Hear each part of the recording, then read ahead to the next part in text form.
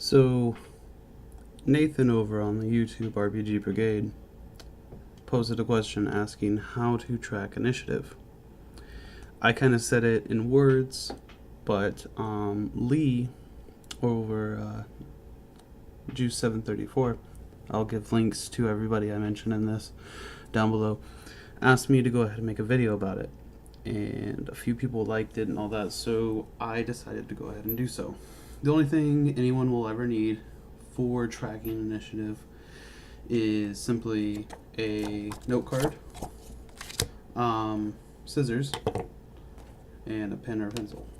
So what I did here is I went ahead and I drew a little bit on this because I realized it wouldn't be easy for me to really show you guys what I'm doing while I'm cutting this.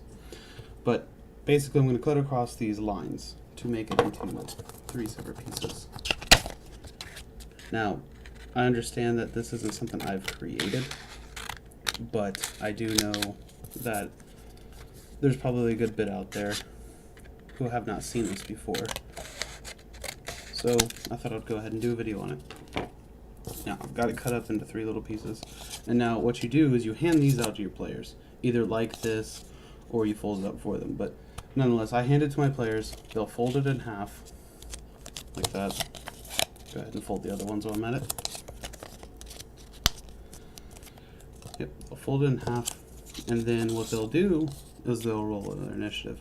I didn't think to grab dice, but let's just say that the thief of the party, or the rogue, whatever you want to call it, rolls a 14. So we'll just name him Thief, just for the hell of it. Now, he'll write his name and then his initiative, just like that. And then flip it over to the other side, do the same exact thing.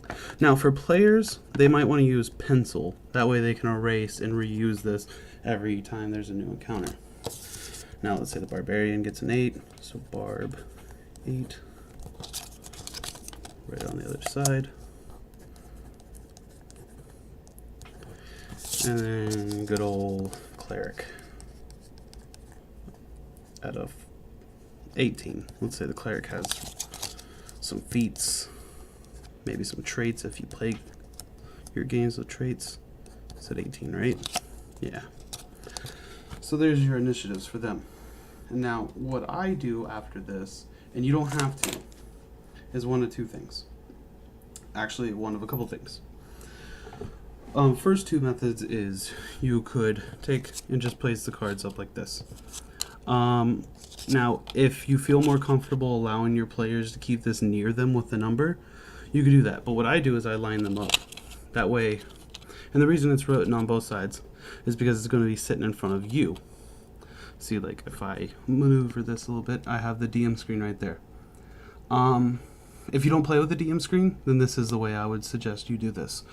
Line them up between you and the players. You can see who's going next, they can see who's going next. But I understand that some people don't want to show everything about the monsters.